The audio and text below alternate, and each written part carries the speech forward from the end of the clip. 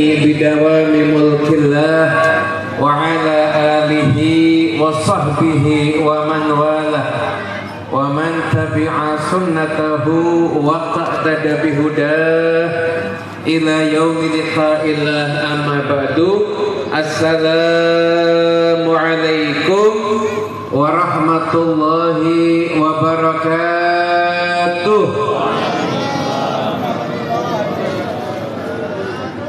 Yang saya hormati, yang saya muliakan segenap para habaib, para alimul ulama, utamanya keluarga besar dari almarhum ila rahmatillahil hayyil qayyum Al-Habib Abu Bakar bin Segaf As-Segaf, beliau Habib Luqman Segaf, Habib Ahmad As-Segaf, Habib Husni, dan semuanya para habaib yang hadir, yang banyak sekali di tempat ini. Tanpa mengurangi rasa hormat kami tidak sebutkan namanya satu persatu.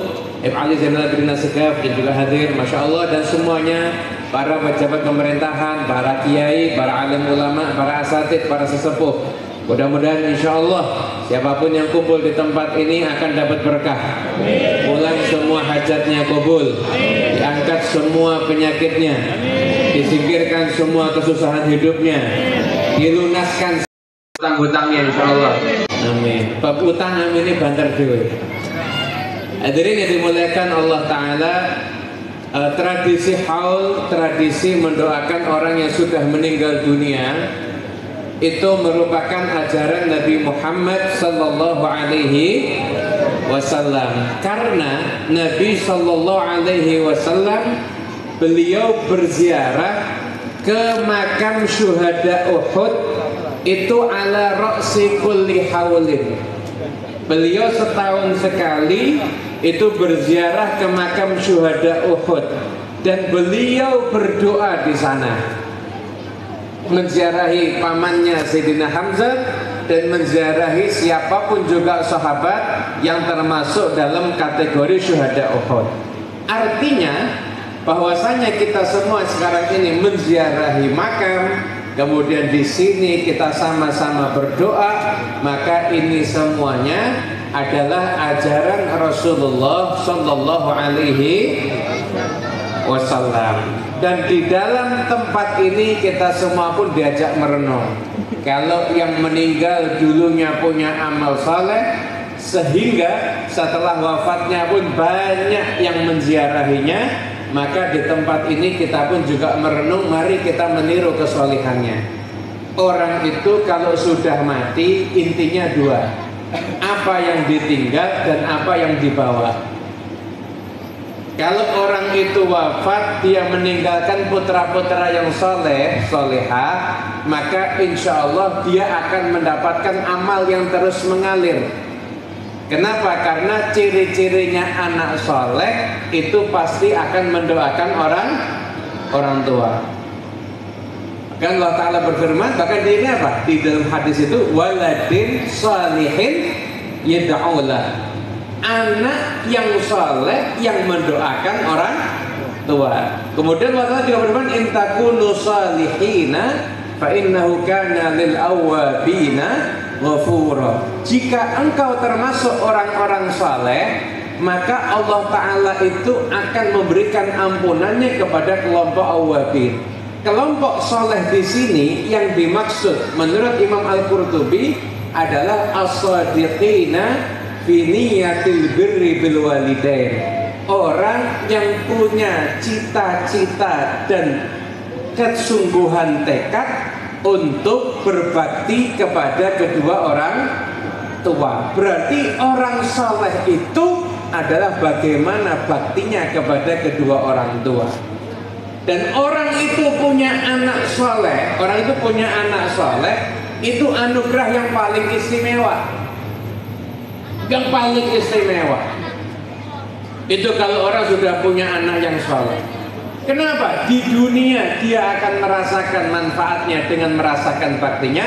Nanti kalau dia sudah meninggal dunia, dia juga akan menerima kiriman doa daripada putranya yang saleh tersebut. Itulah manfaatnya apabila memiliki keturunan yang saleh. Mudah-mudahan kita semua punya keturunan yang saleh insyaallah. Amin Allahumma Amin. Hadirin yang dimuliakan Allah Subhanahu wa taala, adapun untuk mencetak putra yang saleh itu ya dengan berbagai macam usaha, berbagai macam ikhtiar. Dengan kita mendidik, tapi juga jangan lupa juga dengan kita mendoakan. Lalu ini gurunya para habaib yang generasi-generasi akhir. Ada namanya Habib Abdul Qadir bin Ahmad As-Segaf. Habib Abdul Qadir bin Ahmad As-Segaf ini guru, jadi semua habaib yang Anda lihat sekarang yang masyhur itu rata-rata murid beliau. Mulai dari Habib Lutfi bin Yahya, mulai dari Habib Taufik As-Segaf, Habib Umar bin Hafid, Habib Ali Al-Jufri, semua rata-rata habaib ini muridnya Habib Abdul Qadir bin Ahmad As-Segaf. Ini Habib Abdul Qadir bin Ahmad bin Abdurrahman As-Segaf. Habib Abdul Qadir bin Ahmad ini beliau jadi orang yang solehnya luar biasa. Itu orang yang biasa hadir majlisnya beliau, itu yang suka ikut hadir. Beliau tuh kalau ada satu jalsah ceramah gini, itu dari satu tempat ke tempat yang lain ceramahnya nggak pernah sama, saking alimnya. Kalau saya kan stok ceramah satu dipakai bertahun-tahun kalau saya. Ini dari satu tempat ke tempat yang lain ceramahnya beda. Ini sampai tempat yang lain ceramahnya beda. Bahkan kalau doanya beda. Kalau fatihahnya beda. Jadi beliau pernah ada yang ikut sama beliau ketika itu umroh. Jadi ketika ziarah ke Madinah, ziarah yang pertama doa di depan makam Nabi, doanya doa sendiri. Dicatat sama murid-muridnya. Nanti lagi doanya beda lagi. Dan semua untayan rangkaian doa beliau itu ada kalimat-kalimat yang indah. Sehingga banyak ulama yang tidak meragukan bahwasanya beliau adalah seorang yang disepakati kalau beliau itu adalah wali min auliyaillah, kekasihnya Allah Subhanahu wa ta'ala. Habib Abdul Qadir ini kenapa kok namanya Abdul Qadir? Saya juga nggak nyangka kok akhirnya bahas Habib Abdul Qadir bin Ahmad juga. Kenapa kok namanya Abdul Qadir? Kenapa? Karena beliau lahir ayahnya namanya Habib Ahmad bin Abdurrahman. Habib Ahmad ini ayahnya Habib Abdul Qadir hafal Sahih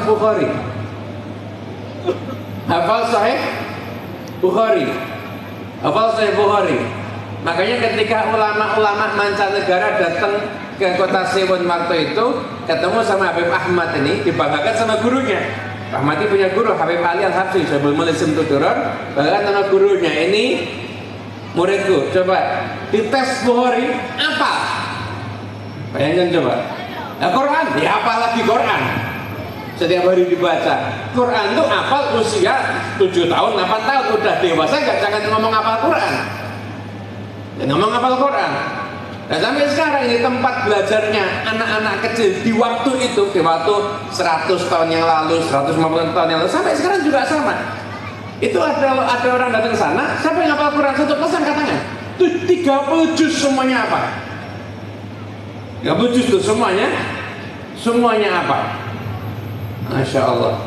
Mudah-mudahan walaupun kita hafalannya kulhu minnas, sekul tahu karumi panas, tapi insya Allah semoga anak-anak kita hafal Quran insya Allah.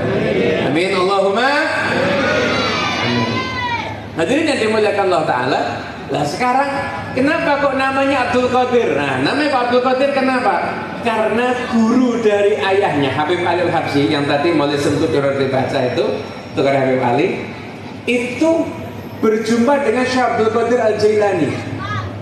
Mimpi ketemu Syekh Abdul Qadir Al-Jailani. Kemudian Syekh Abdul Qadir Al-Jailani mengatakan apa? Jangan lupakan aku dalam doa-doamu. Jangan lupakan aku di dalam doa-doamu. Subhanallah. Setelah itu setiap datang orang minta nama, kasih nama Abdul Qadir. Datang lagi minta nama Abdul Qadir. Di antaranya ayahnya Habib Syekh Abdul Qadir bin Abdurrahman As-Segaf, itu yang ngasih nama Habib Abdul Qadir. Ayahnya Habib Taufik, Habib Abdul Qadir juga yang ngasih nama Habib Ali, Abdul Qadir juga. Itu kasih nama Abdul Qadir. Cucunya beliau sendiri Abdul Qadir, termasuk Habib Abdul Qadir bin Ahmad As-Segaf. Nama Abdul Qadir. Kenapa? Ketika itu dapat besar dari Syekh Abdul Qadir Al-Jailani. Ya sampai sekarang kalau khataman Quran ada di majlisnya Habib Ali, itu yang dibaca khutbahnya Syekh Abdul Qadir Al-Jailani. sampai sekarang. Ini hubungan sangat ada. Ini Habib Abdul Qadir dari kecil minta namanya aja sama ulama. Dan minta namanya aja sama para ulama. Lo nama itu jangan dikira nggak penting. Nama itu penting. Apalagi orang Jawa. Asmo Kinaryo Jopo. Nama adalah doa. Jadi jangan kasih nama anak nama yang nggak jelas. Kasih nama anak namanya apa? Halak. Halak itu artinya hancur. Halak itu artinya hancur. Kadang-kadang sudah dikasih nama, panggilannya nggak jelas. Namanya Ahmad atau namanya Rahmat, panggilannya Mat. Mat itu artinya mati. Mata ya mutu mautan, mati artinya. Jadi namanya aja itu sudah jelas, namanya itu dimintakan sama orang-orang soleh. Jangan asal ambil nama. Jangan asal ambil nama. Kita masih ingat benar. Subhanallah, kejadiannya juga di Jepara waktu itu. Ada dari Jepara juga, mertua sama menantu. Mertua sama menantu. Jadi berarti ini kakeknya, ini bapaknya punya anak. Yang kakek pengen ngasih nama cucunya namanya ulama. Yang bapaknya anak, berarti mantunya ini pengen ngasih nama anaknya nama artis. Digabung tidak masuk akal. Iya kan? Maksud mau digabung namanya ulama sama nama artis, kan rancu nanti. Celuannya sopo ini? Ulamanya atau arif? Hasil bingung, musyawarah keluarga nggak ketemu, ribut, akhirnya datang ketemu sama abah kami. Ketemu sama abah kami, dah didengarkan. Bapaknya Pak, pengen cucu kakeknya, kakek dari yang lahir, pengen namanya ulama, namanya orang baik ini itu. Kata mantunya, iya, ya orang baik, yang penting kan tidak penting nama, yang penting kan pendidikan. Saya akan didik anaknya jadi anak baik, tapi namanya tuh yang agak keren, jadi kalau gede dia nggak malu. Ini modelnya aneh. Akhirnya, ya udah, kamu pengen ngasih nama siapa? Saya pengen kasih nama artis ini. Selesai, kemudian saya ngomong ya gini loh. Kamu kalau kasih nama anakmu pakai nama artis, satu. Sekarang artisnya memang lagi berkibar, benderanya lagi terkenal, tapi itu ada masanya, nanti dia akan mengalami turun. Bukan hanya turun, kadang-kadang nanti kena kasus. Kalau kena kasus kan kamu malu. Misalkan kamu udah ngasih nama anakmu nama artis, ternyata dapat 1 tahun kemudian ternyata ketangkep sabu-sabu. Gimana coba? Mau ganti nama repot. Tapi kalau kamu pakai namanya ulama, udah jelas. Kenapa? Nih lo, matinya ada husnul timah, mati bawa Islam, bawa iman, dikenang. Kemudian saya itu dikaji sejarah hidupnya, diceritakan di majlis-majlis, mulia anakmu nantinya. Akhirnya sepakat kasih nama dengan namanya ulama. Ngasih nama anak aja itu penting. Nah setelah ngasih nama anak, pendidikan yang benar. Ini Habib Abdul Qadir bin Ahmad itu yang topnya seperti itu. Itu dulu kecil sama apanya, diajak sholat, apanya kan ke masjid duluan. Anaknya dites, kamu ke masjid gak? Ke masjid. Sebelahmu siapa? Sebelahku fulan, sebelah ini fulan. Ya udah, ngecek apa? Tanya ke fulan, betul nggak anakku tadi di sebelahmu? Itu pernah sekali. Namanya anak kecil, udah mungkin merasa aman, nggak mungkin dicek, kok ketahuan bohong? Itu nanti cuma ketawa. Nah, benar kan? Itu aja. Akhirnya ini Ahmad bin Abdurrahman ini, abangnya orang ulama besar, apal Bukhari kok. Tiap mana-mana gantengan naik ke masjid, dilihatin terus di belakangnya, Sampai akhirnya suatu hari ngasih nasihat yang nggak pernah dilupakan sama anaknya. dan akhirnya menjadikan anak itu seorang ulama yang besar, tinggi derajatnya dan soleh. Apa nasihatnya? Nah, bapakmu beramal, bapakmu berusaha niru orang-orang soleh, bapakmu berjalan ikut rombongan mereka. Sekarang bapakmu bisa ngecek kamu ada di belakang enggak. Suatu saat nanti di akhirat jangan sampai kalau bapakmu ngecek ke belakang kamu nggak ada dalam rombongan. Hanya nasihat singkat itu, tapi akhirnya menjadikan anak itu kemudian gigih, dia belajar berakhlak, bermuamalah, pengen ikut rombongannya orang-orang soleh. Lah orang itu kalau sudah mati ingat dua. Yang pertama apa yang ditinggal? Dia meninggalkan anak soleh enggak? Kemudian apakah dia meninggalkan ilmu yang bermanfaat? Kemudian apakah dia meninggalkan sedekah jariah? Kadang-kadang orang Allah Ta'ala kasih rezeki banyak, tapi nggak pernah mikir apa nanti jariah untuk peninggalan saya setelah saya nanti meninggal dunia. Paling beruntungnya manusia adalah kalau dia mati amal solehnya tidak terhenti. Amal solehnya tidak terhenti. Orangnya sudah wafat, namun amal solehnya terus tercatat. Itulah manusia yang paling beruntung. Sedangkan manusia yang paling rugi adalah manusia yang kalau dia mati ternyata dosanya masih terus tercatat. Mungkin pernah ngajarin orang berbuat keburukan, kamu ngapunten ini kalau bahasanya bahasa agak preman dikit, gue tak ajari coroni bandrek kendaraan motor. Terus dari gue yang bandrek itu hitungan detik tok langsung motornya sombok maling. Umpama ngajari maling, gimana? Nanti dia mati ternyata ilmu permalingannya diamalkan sama temennya. Selama temennya maling dia dapat dosa. Na'udzubillah min dzalik. Atau zaman medsos, di WA ngirim foto perempuan sama temennya. Ya ada atau ada? Ya jangan jawab ada, nanti ketahuan kalau pelaku atau korban, nggak tahu ini. Ngirim foto perempuan sama temennya, diliati sama temennya. Nggak lama dia habis ngirim, hobinya ngirim foto perempuan, ngirim video ada perempuannya, dia mati. Temennya masih lihat kirimannya dia, maka ngalir dapat dosa. Dan ini kejadian. Jadi yang tuh ada orang sering ngirim, bingung, waduh, ini mati yang biasa ngirim mati, bingung keluarganya mau nggak pusing kirimannya. Kejadian ini, hati-hati kalau sudah itu terjadi namanya dosa jariah. Ngeri apa ngeri? Na'udzubillah min. Sallallahu alaihi Nabi Muhammad.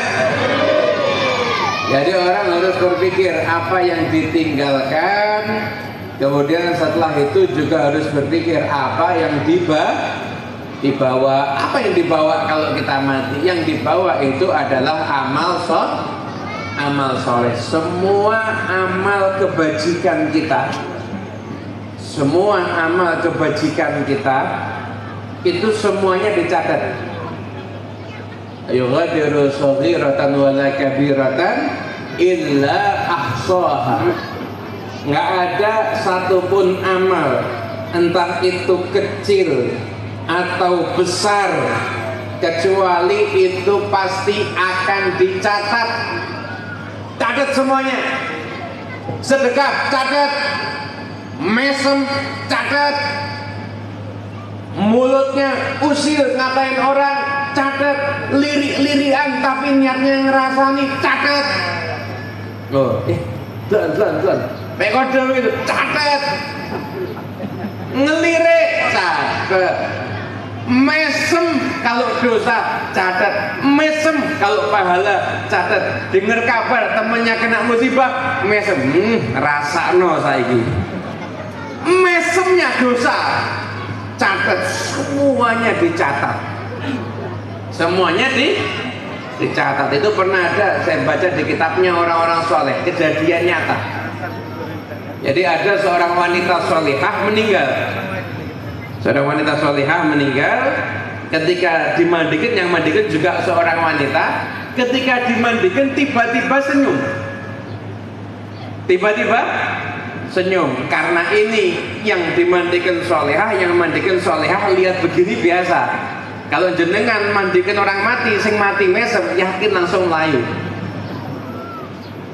Ini lihat begitu biasa, oh senyum. Dimandikan, kemudian setelah dimandikan tiba-tiba senyum. Ini yang mandikan bilang apa? Sumpah ya, kamu tidak akan saya doakan kecuali kamu harus menjelaskan sama saya kenapa kok kamu senyum. Jadi sambil mandikan sambil nyumpai. Jadi jenengan kalau lihat ada yang mati mesem, jenengan sumpah gitu. Nanti mimpi, nanti ketemunya gedru. Disumpahi, kamu pokoknya harus jelaskan sama saya. Nah, karena yang nyumpai orang soleh, yang meninggal solehah, selama dua-dua sama-sama solehah, subhanallah mimpi. Dalam mimpi, kemudian dia bilang, saya itu punya amalan. Amalan saya itu tiap hari saya sedekah. Tiap hari sedekah, dan sedekahnya itu di waktu subuh. Sedekahnya itu di waktu subuh. Itu dalam kitab Nasaihud Diniyah itu ada anjuran kenapa kok sedekah itu paling bagus dilakukan di waktu subuh. Karena setiap subuh itu ada malaikat yang bersuruh. Seruan yang pertama, Allahumma a'ti munfiqan khalafan. Ya Allah, yang sedekah kasih ganti. Gantikan hartanya yang disedekahkan. Seruan yang kedua apa? Allahumma a'ti mumsikan talafan. Ya Allah, orang yang pelit yang tidak mau mensedekahkan hartanya, maka berikanlah kepada dia kehancuran. Jadi yang biasa mengajukan proposal pada subuh, biasanya tetap tidak dapat juga, tidak cair juga biasanya. Akhirnya dia punya kebiasaan sedekah subuh.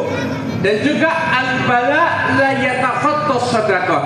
Bala itu tidak bisa ngelangkai sedekah. Kalau orang itu sudah sedekah di pagi hari, dia terlindungi dari bala.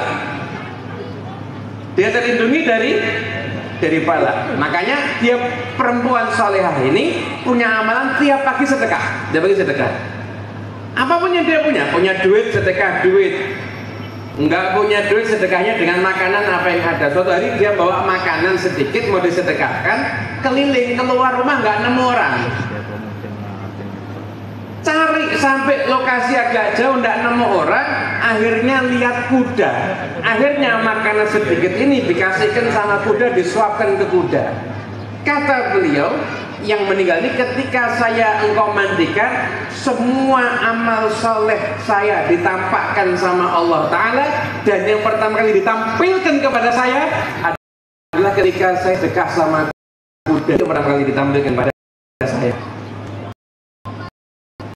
Kita cuma sedekah sama kuda dicatat. Makanya ingat-ingat apa yang kita bawa. Habib Abu Bakar bin Segaf As-Segaf sudah mendahului kita semuanya, dan beliau sudah beruntung. Beliau wafat dalam keadaan membawa Islam, membawa iman. Beliau meninggal dengan meninggalkan insya Allah keluarga putra dan keluarga putri yang soleh solehah, yang akhirnya di siang hari ini, siang menjelang sore hari ini, mengajak kita semuanya untuk mendoakan. Makanya insya Allah harapannya, insya Allah kita bisa seperti beliau. Karena kematian ini pasti. Kematian itu pasti. Nggak ada orang yang nggak luput dari kematian. Hanya tinggal menunggu giliran saja. Kula kalih panjenengan mung ngenteni tok. Nggih mungkin jenengan disiki kula sing keri. Mungkin napa diwalik kula sing keri jenengan sing disiki. Ya tapi insyaallah semuanya panjang umur. Amin Allahumma amin. Maka kita pun juga berharap yang sama. Mudah-mudahan kita istiqomah, kita beramal soleh. Kenapa? Biar kita masuk kelompoknya orang-orang yang beramal soleh. Orang itu nanti masuk surga di akhirat tuh ada rombongannya masing-masing. Ada rombongannya masing-masing. Rombongannya tergantung dengan siapa? Tergantung dengan yang dicintai. Tergantung dengan yang dicintai. Makanya sahabat Nabi SAW yang dengar sekian banyak hadis dari Nabi, mereka mengatakan tidak ada hadis yang membuat saya bahagia setelah saya masuk Islam kecuali ketika mendengar Nabi Sallallahu Alaihi Wasallam bersabda, al-mar'u ma'aman ahab. Orang itu akan dikumpulkan bersama dengan yang dicintai. Itu yang membuat mereka itu senang. Anda mungkin sebagian pernah ziarah ke Jakarta ya. Pernah ziarah Jakarta, nanti ziarah ke makam luar Batang. Pernah enggak? Makam Habib Husin bin Abu Bakar Al-Idrus luar Batang. Itu makam di sana yang ziarah tidak cuma muslim, mau muslim mau non muslim, itu banyak sekali yang ziarah ke makam Habib Husin bin Abu Bakar Al-Idrus luar Batang. Sebagaimana beliau ketika hidup yang sowan minta doa tidak cuma muslim, sampai beliau sudah meninggal pun yang ziarah tidak cuma muslim, karena saking meyakini hajatnya akan terkabulkan kalau doa di makamnya Habib Husin. Ini makam Habib Husin bin Abu Bakar Al-Idrus luar Batang yang nggak pernah sepi. Anda datang jam berapa nggak pernah sepi. Mau Anda sebelum subuh ya ada orang, tengah malam ya ada orang, siang hari bukan ada, banyak, nggak pernah sepi makamnya, nggak pernah sepi. Anda tahu di makamnya Habib Husin bin Abu Bakar Al-Idrus itu di samping makam beliau itu juga ada makamnya siapa? Makamnya Haji Abdul Qadir namanya. Haji Abdul Qadir ini orang yang beliau itu cinta sama Habib Husin, cintanya luar biasa sama Habib Husin, kemana-mana bareng sama Habib Husin. Bahkan yang bantu khidmat sama Habib Husin ini mencurahkan hartanya, tenaga, semuanya demi Habib Husin bin Abu Bakar Al-Idrus. Memang pantas kalau Habib Husin luar biasa dicintai, pantas. Ilmunya luar biasa, muridnya Habib Abdullah Al-Haddad langsung. Akhlaknya luar biasa, di mana tempat menebar akhlakul karimah, doakan orang, santun, orang cinta, pantasnya. Haji Abdul Qadir cinta, mencurahkan semuanya untuk cinta sama Habib Husin. Akhirnya dimakamkan bareng. Bahkan dalam kitab Tajul Aras disebutkan, orang kalau datang ke sana kok kirim Fatihah sama Habib Husin, tidak kirim Fatihah sama Haji Abdul Qadir, tidak diterima doanya. Karena dicintai, bayangkan katut cara Habib Husin yang ziarah, namanya nggak ada yang nyebut, jarang ada yang nyebut, jarang ada yang mengkaji sejarahnya. Tapi yang ziarah ke Habib Husin pasti juga ziarah pada beliau, di sampingnya persis kok. Kenapa? Karena barokahnya cinta. Kalau kamu udah cinta, kamu akan dikumpulkan bersama dengan orang soleh. Amalnya nggak sama, tapi kamu nggak cinta, saya cinta, ngikuti sebesar saya, tapi nggak sama amalnya, tetap. Yang kamu cintai, oh tiap hari baca Quran sekian, 3 hari sekali khatam Quran, seminggu sekali khatam Quran, sholawatnya sekian. Kamu yang cinta, baru niru sehari cuma 10 ayat, tapi cinta, dikumpulkan bareng.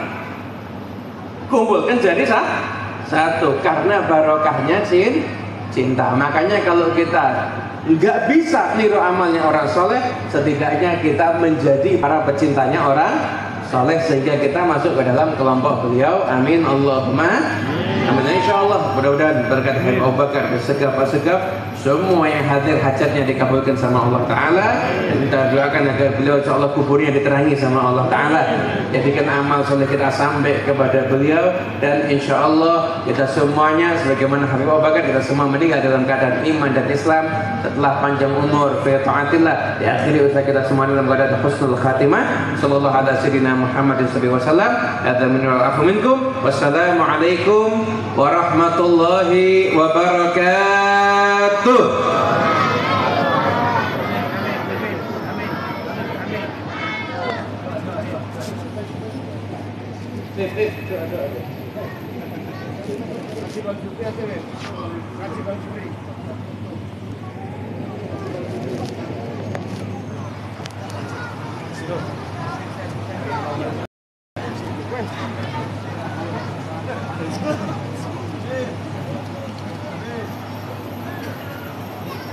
Abdul Dzikri ba'lamannahu la ilaha illallah, la ilaha illallah.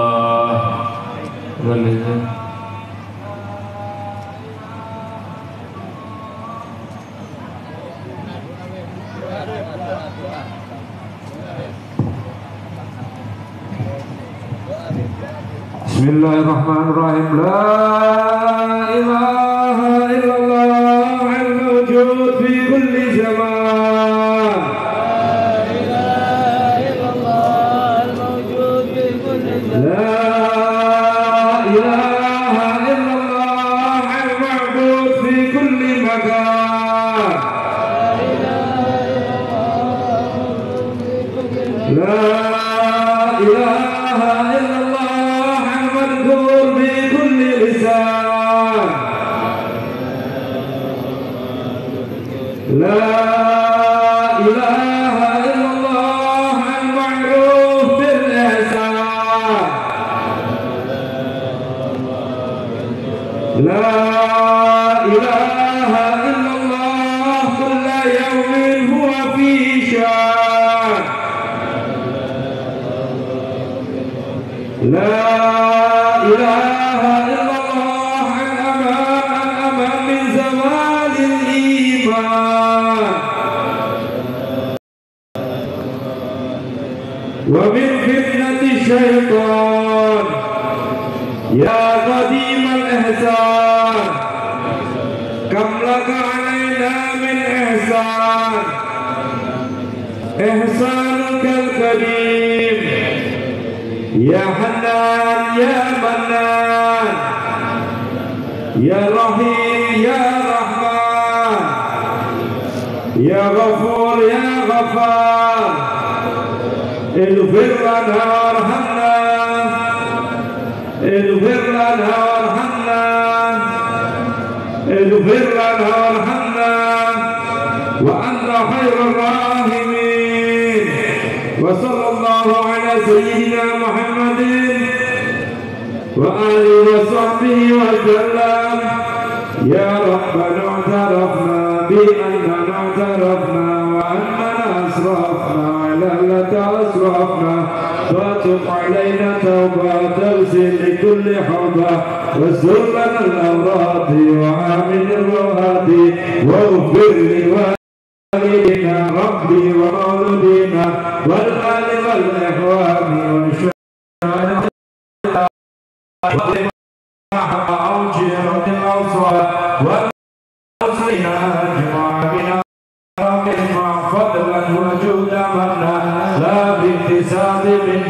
بالمصطفى رسول نقى بكل سول، بالمصطفى رسول نقى بكل سول، بالمصطفى رسول نقى بكل سول.